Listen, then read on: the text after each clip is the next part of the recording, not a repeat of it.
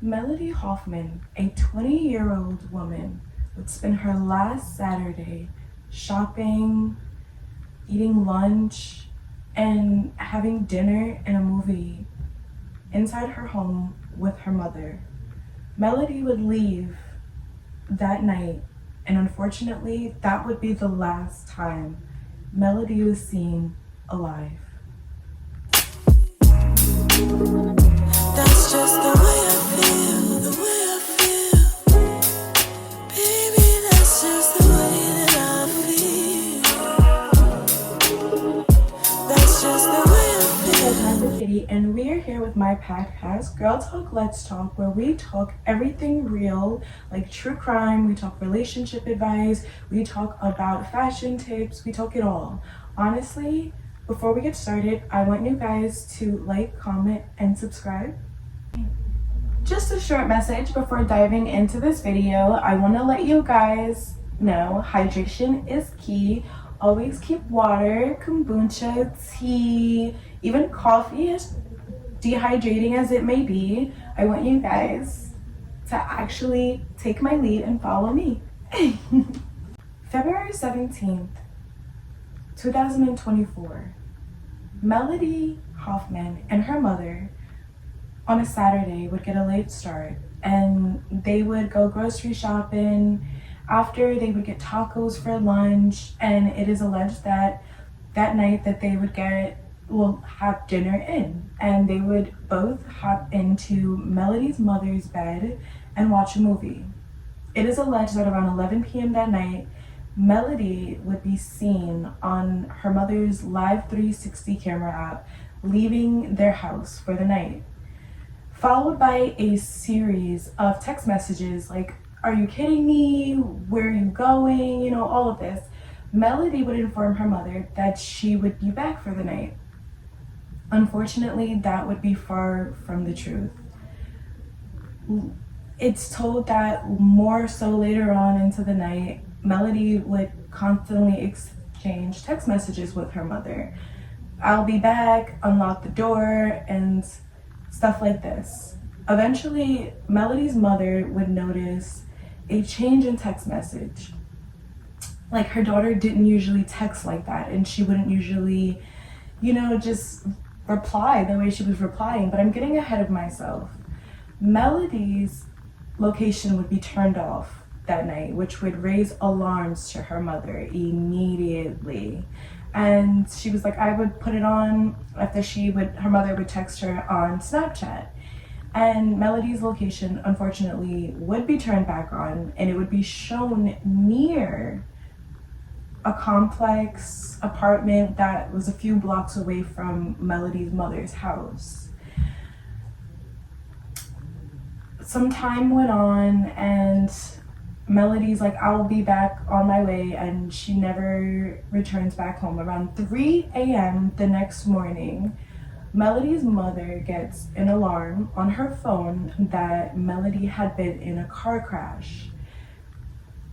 Obviously still awake for the entire night, worried about her daughter, whether she's 20 years old or not, she raced to the scene. Once she gets to the scene, she finds Melody's phone, and it's like faced with the screen facing this like cement, and it's broken. Her phone case is missing, and it's off of a highway. Now, Melody would never take her phone case off for no reason, and why would her phone have said she was in a crash and there's no crash? Early on, Melody's location had shown that she was going more toward northwest, and she was going to, so she's from Marion, Ohio, or Iowa. She's from Marion, Iowa, and she was supposedly going to this creek lake that was northwest, and it was sometimes away, and then it would be shown her going back to Marion, Iowa. That is when I'm guessing her location times would show that she was at the complex when she was back in Marion. Moving on, further on down the line, it is said that the next morning, a woman by the name of Amy was at a lake or creek called Lily's Park. Excuse me, guys, for not knowing the full details of this case. It's just honestly, I listen to these cases, I briefly give us run through, and I definitely get a summary just because I do want to get it out to you guys so you guys can just be informed about what is really going on in this world. So jumping back into the story, this woman Lily, she is approached by a couple who's in a panic. They need help, and they're like, hey, there's a body over here and we don't know if it's fake or real. We need somebody. Amy goes over and quickly she calls 911. On the 911 phone call, I will not give the details of how the body was found in the condition. It was very, very horrible. Honestly, I will say that she was bound and she was only left in her underwear. The body had been identified as Melody Hoffman. Where do we go from here? The first lead that is identified is McKinley's ex-boyfriend.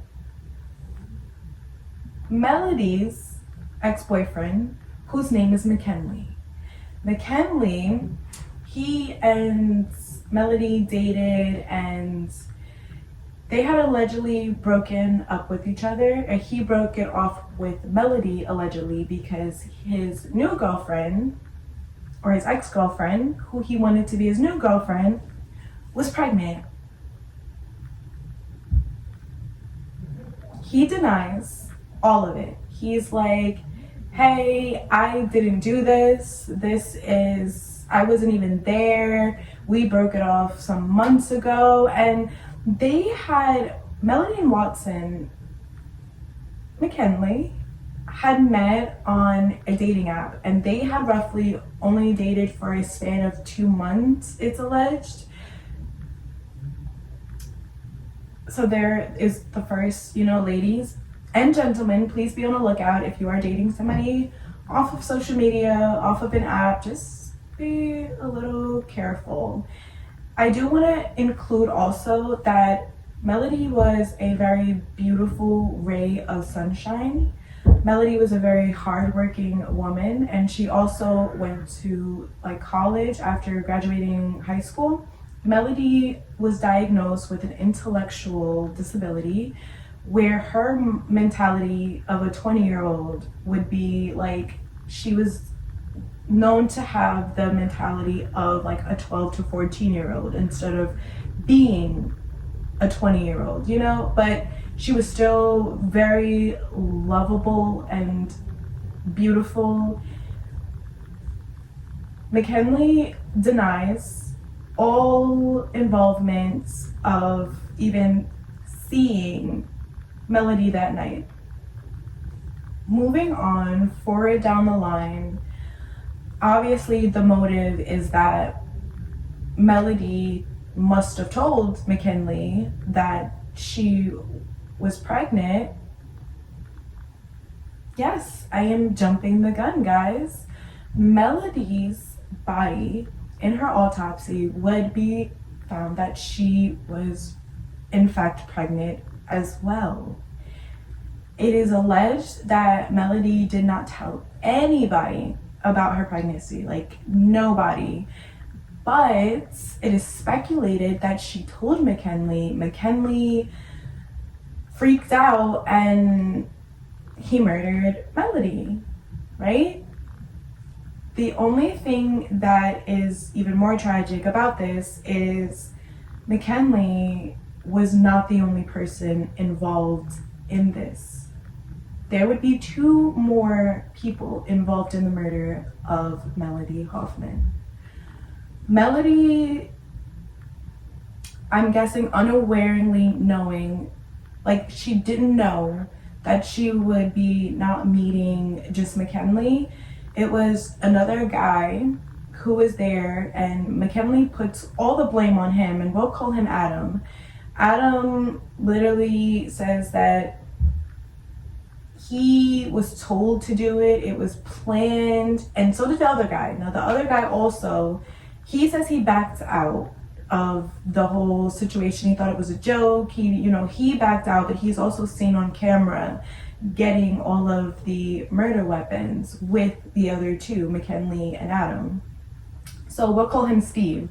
Steve also is arrested. I just want to let you guys know that he is also arrested and given time for getting the murder weapons.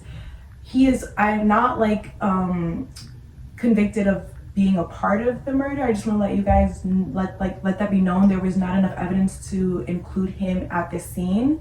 So he is kind of just the third party. He does still gets what he deserves as well, thank God.